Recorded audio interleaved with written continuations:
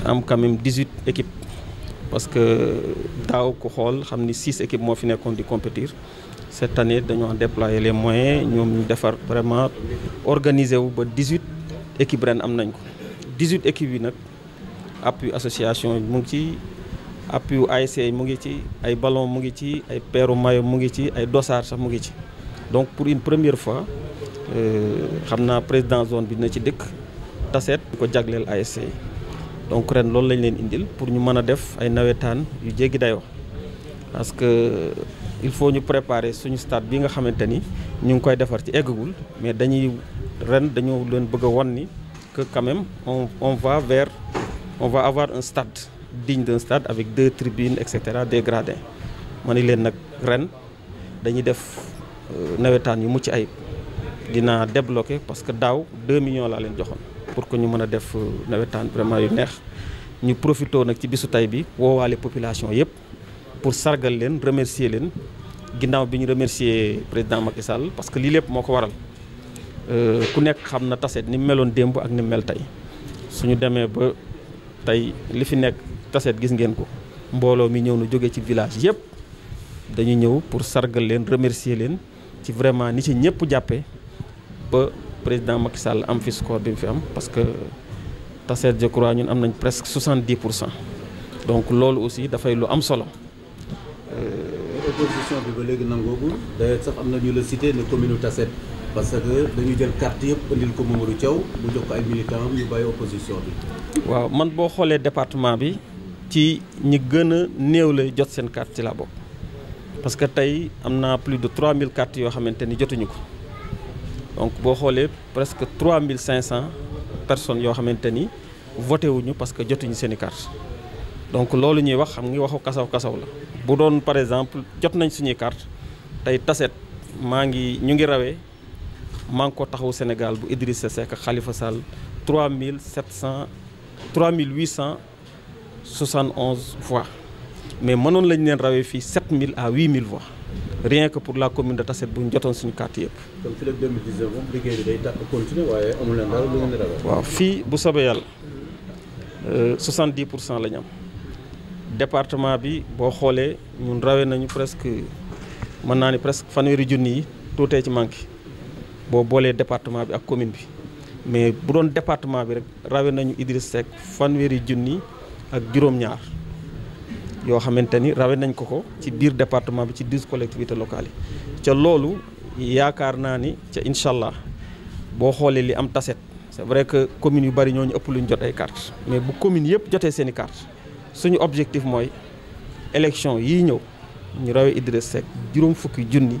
ci fii ci département Thiès. kon muy expliquer ngeen def élection am ndam bu rafet jiitu sax ci département bi sa njaboot ay étudiants nekk Dakar di tumuranke bañ leen waaj a génne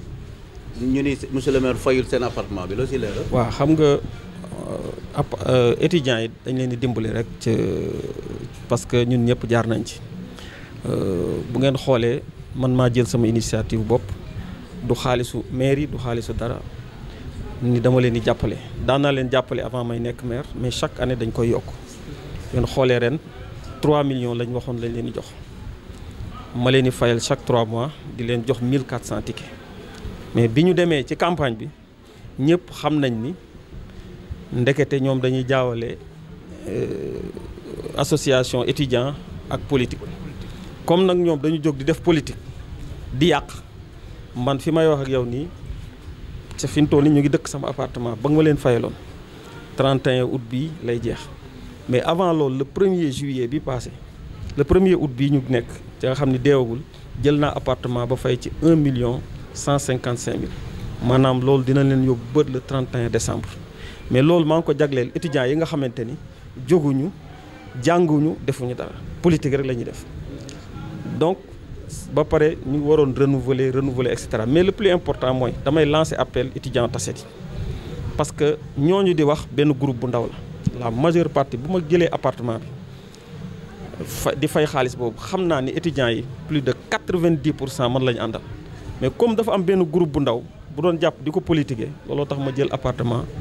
boo xamante ni dama leen koy fayal tous les 6 mois dama leen daan jox junni ak ñeenti téeméeri ticket trimestre bu nekk léegi sax dama ko yokk jëlee naa leen appartement di leen jox 3 junniy ticket donc képp kuy étudiant boo xamante ni nekkoo ci affaire politique ak yow demal nga rejoindre appartement bi moo gën a bees moo gën a yaatu ca ticket ya moo gën a bari ca mu ngi ci taatu université bi donc loolu lay lancé étudiant Tassette yëpp yi nga xamante ni nekkuñu di ànd ak ñooñu may bañ a tudd di def ay politique. mais ñoom nee nañ da nga leen a bëgg a bett parce que ànd ñoo ak yow parce que déjà bu ñu waxee nga naan dañuy politique te yow yaa ngi jël benn ambulance bind sa tur Mamadou Thiaw kon da ngay politique. non xam nga fii la ma lay wax rek li ma lay wax mooy boo jiitee association waroo politique boo jiitee association waroo politique donc boo demee bañ jox la association da nga war a nekk apolitique même booy politique sax nga nëbb ko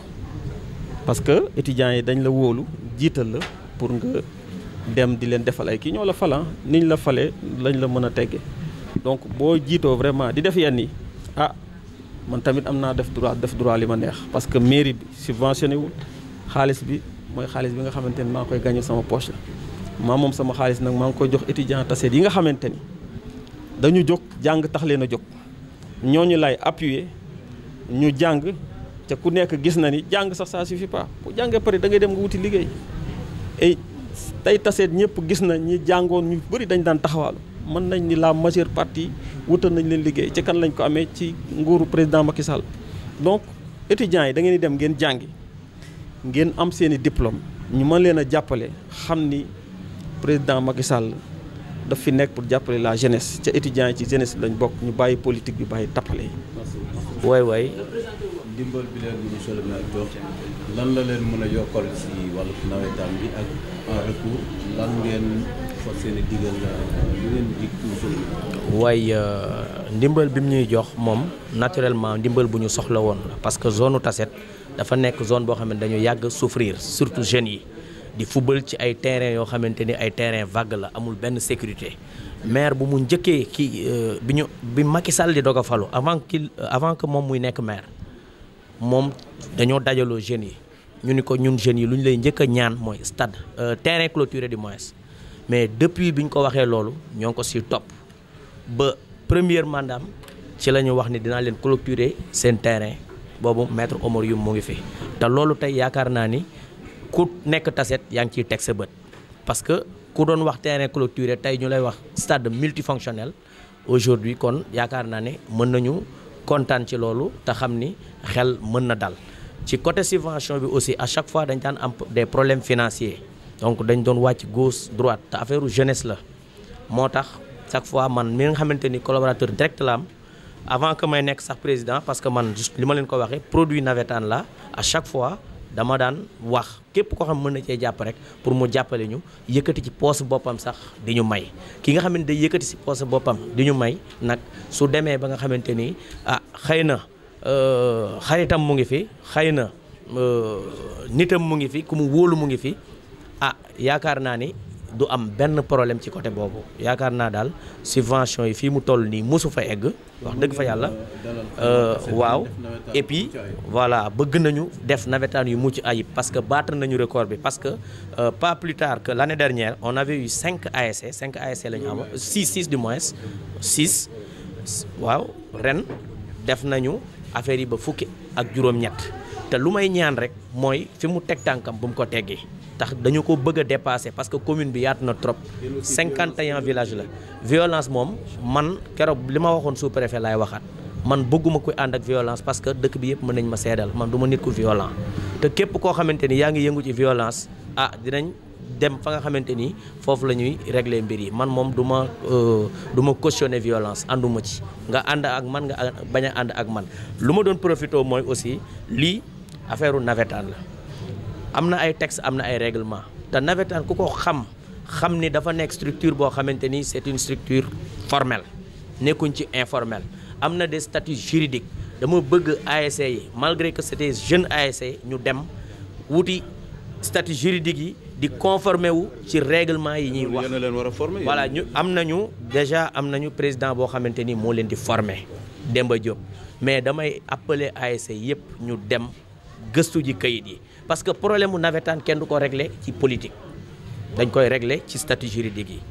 voilà merci beaucoup. Merci, président. jërëjëf.